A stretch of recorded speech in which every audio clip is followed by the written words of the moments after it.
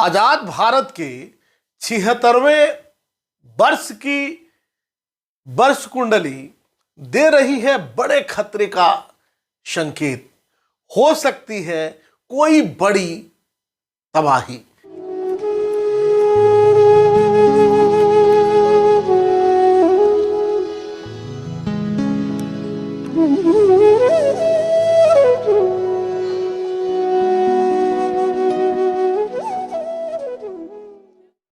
नमस्कार, मैं हूं डॉक्टर श्रीपति त्रिपाठी।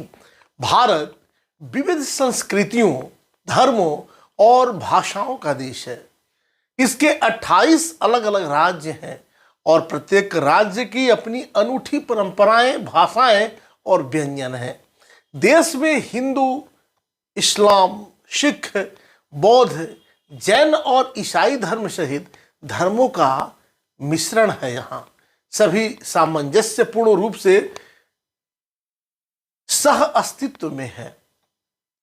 आज हम इस वीडियो के माध्यम से जानेंगे कि क्या भारत में इस वर्ष कोई बड़ी घटना हो सकती है? क्या भारत तबाह हो जाएगा? क्या कहती है आजाद भारत की जन्म कुंडली की ग्रह दशाएं? ज्योतिष शास्त्र के अनुसार स्वतंत्र भारत की कुंडली वृषभ लग्न और कर्क राशि की है। लग्न और लग्नेश की बात करें तो वृष लग्न में राहु विराजमान है। लग्नेश का स्वामी शुक्र है। वैदिक ज्योतिष में शुक्र ग्रह को कला, सौंदर्य, रचना, संगीत का कारक माना जाता है। यही कारण है कि भारत का सिनेमा विश्व स्तरीय है एवं यहाँ की वास्तुकला की विश्व में विशेष पहचान है। परंतु लग्न का राहु हमेशा देश में राजनीतिक उठापटक बनाए रखता है, या यूं कहें कि उठापटक बनाए रखेगा। साथ ही यह इस बात का भी सूचक है कि देश में कभी कभी किसी एक पार्टी का शासन नहीं होगा। कुंडली के दूसरे भाव में मिथुन राशि का मंगल स्थित है। कुंडली का यह दूसरा भाव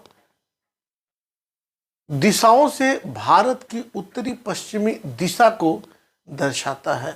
जहां भारत का कश्मीर भाग आता है वहां बार बार समस्याएं पैदा होती रहती हैं एवं समय समय पर गृह युद्ध की स्थितियां भी बनती रहती हैं और साथ ही अस्थिरता बनी रहती है। परंतु स्थिर लग्न होने के कारण भारत हर समस्या से बच जाता है। साथ ही पड़ोसियों की चाल एवं हरकत हमेशा तनाव का कारण बनती है। परंतु तीसरा भाव बली होने के कारण भारत हमेशा अपने विरोधियों पर विजयी रहेगा। स्वतंत्र भारत की जन्म कुंडली के सबसे विशेष एवं दुर्लभ योग की बात करें तो वह है कुंडली का तृतीय भाव, जहां कर्क राशि में सूर्य, चंद्र, शनि, बुध, शुक्र ये 5 ग्रह बैठकर पंचग्रही योग बना रहे हैं। यह पराक्रम एवं शक्ति का भाव है। भारत की कुंडली का तीसरा भाव बहुत ही बलवान है। यही कारण था कि विशाल युद्धों और अनगिनत विद्रोही ताकतों के बावजूद भारत की अखंडता पर कोई आंच नहीं आई। तृतीय भाव स्थित शनि की बात करें तो भारत को आज़ादी शनि की महादशा में प्राप्त हुई थी।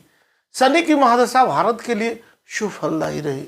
शनि की महादशा में 1947 से 1965 तक भारत और पाकिस्तान के बीच युद्धों में भारत को सफलता प्राप्त हुई। भारत की कुंडली में शनि सर्वाधिक महत्वपूर्ण ग्रह है। यह भारत को मजबूती और शक्ति दोनों देता है। छठे भाव में तुला के बृहस्पति ये साफ दर्शाते हैं कि देश में धर्म को लेकर हमेशा ही कुछ न कुछ विवाद बना रहेगा। साथ ही यह कर्ज का भी भाव है। इसी कारण देश में किसी न किसी रूप में कर्ज सदैव बना रहेगा। सप्तम भाव में वृश्चिक राशि का केतु स्थित है। कुंडली का यह भाव संकेत देता है कि महिलाओं से संबंधित आंदोलन एवं कानूनों में समय समय पर बदलाव आएगा एवं समय के साथ देश में महिलाओं का वर्चस्व बढ़ेगा। जैसा कि पूर्व में कहा कि किसी भी देश की कुंडली का विश्लेषण करते समय उस देश की कुंडली के साथ ही उस देश के राजा अर्थात प्रधानमंत्री की जन्म पत्रिका से भी विचार करना चाहिए। इसी क्रम में भारत के प्रधानमंत्री श्री नरेंद्र मोदी जी की कुंडली पर विचार करें तो मोदी जी की जन्म कुंडली में लग्न और लग्नी दोनों बली स्थिति में है। यही कारण है कि जो प्रधानमंत्री मोदी को उच्च प्रतिष्ठा, यश और विश्वविख्यात प्रसिद्धि प्राप्त कराते हैं। मोदी जी की कुंडली का लग्न और लग्नेश बलवान होने के कारण मोदी जी को उच्च आत्मविश्वास और इच्छा शक्ति प्रदान करता है। साथ ही मंगल शक्ति, पराक्रम, दृढ़ निश्चयता और उत्साह एवं शत्रुओं का दमन करता है। तर्क शक्ति और वाणी का कारक ग्रह बुध कुंडली में उच्च राशि में होने के नाते नरेंद्र मोदी से कुछ और बड़े फैसले देखने को मिल सकते हैं, जो कि भारत में या जो कि प्रारंभ में काफ़ी परेशानी वाले रह सकते हैं। दूरदर्शिता के हिसाब से यह फैसले प्रधानमंत्री मोदी के आत्मसम्मान को बढ़ाने वाले हो सकते हैं। स्वतंत्र भारत की कुंडली में चंद्रमा अनुकूल है। वैदिक ज्योतिष शास्त्र के अनुसार चंद्रमा को स्त्री ग्रह कहा गया है। यही कारण है कि वर्तमान की मोदी सरकार महिला सशक्तिकरण की योजनाओं पर विशेष बल दे रही है। खेल की बात की जाए तो ओलंपिक से लेकर क्रिकेट हो या राजनीति से लेकर व्यवसाय, देश की महिलाएं हर क्षेत्र में अपना परचम लहरा रही हैं, देश को गौरवान्वित कर रही हैं। धर्मलग्नी कुंडली में मुंथा युद्ध के सप्तम भाव में राहु और छठे घर के स्वामी शुक्र से युद्ध होकर एक खतरनाक योग बना रहे हैं। मुंथा पर पड़ रहे युद्ध के कारण ग्रह जो है वह मंगल की दृष्टि अशुभ है। मुंथेश बुध विनाश स्थान यानी अष्टम भाव में है और शनि से दृष्ट है।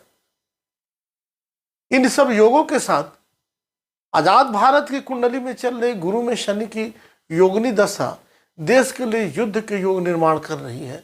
15 अगस्त के कुछ दिनों बाद चीन भारत की समस्याओं पर पाकिस्तान की मिलीभगत से चीन ताकत दिखा सकता है। वर्ष कुंडली में धनु स्थान पर बैठे वक्री शनि पर सूर्य और बुध की दृष्टि अर्थव्यवस्था में मंदी जारी रहने तथा सरकार के द्वारा बाजार में हस्तक्षेप का संकेत है।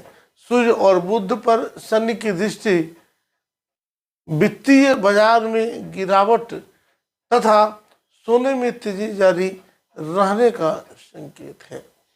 कुंडली के सप्तम भाव में राहु, शुक्र और मुंथा का होना विवाह संबंधी बड़े कार्यों में बदलाव का संकेत है, जो कि सरकार के कॉमन सिविल कोड की ओर कदम बढ़ाने का इशारा है, जिसके लिए उनको समाज के एक बड़े वर्ग का प्रतिरोध झेलना पड़ सकता है। भारत की आज़ादी की कुंडली में चल रही चंद्रमा की महादशा में शनि की प्रत्यंतर में कठिन दशा अगले वर्ष जून तक है। इन दोनों सामाजिक बदलावों से देश में उथल पुथल मचा सकती है। वर्तमान स्थिति को देखें तो भारत पर प्राकृतिक रूप से बड़ा संकेत देखने को मिलेगा। वर्तमान में भारत पर चंद्रमा की महादशा चल रही है, जिससे भारत में प्राकृतिक घटनाएं जैसे सुखाड़ की समस्या, बारिश का न होना, ग्लेशियर का पिघलना, भूकंप का आना, ज्वालामुखी का फटना, त्वचा रोगों से मुक्ति, साथ साथ कई सारी समस्याएं जो है वो वर्तमान में देखने को मिल सकती हैं। इसका असर धीरे धीरे भारत सहित अन्य कई देशों पर पड़ने वाला है। आपको बता दें कि जगह जगह पानी की किल्लत हो सकती है। मनुष्य में कई तरह के नई नई बीमारी आपको देखने को मिलेगी। साथ ही सूर्य की तापमान में लगातार वृद्धि से भूकंप जैसे त्रासदी देखने को मिलेगी, जिससे न केवल इसका असर जनमानस पर पड़ेगा बल्कि पशु पक्षी पेड़ पौधे पर भी दिखा जाएगा। वर्तमान में अगर देखें तो मानसून ऋतु चल रही है, लेकिन बारिश का नामो निशान नहीं है, जिससे साफ जाहिर होता है कि इस वर्ष भारत सही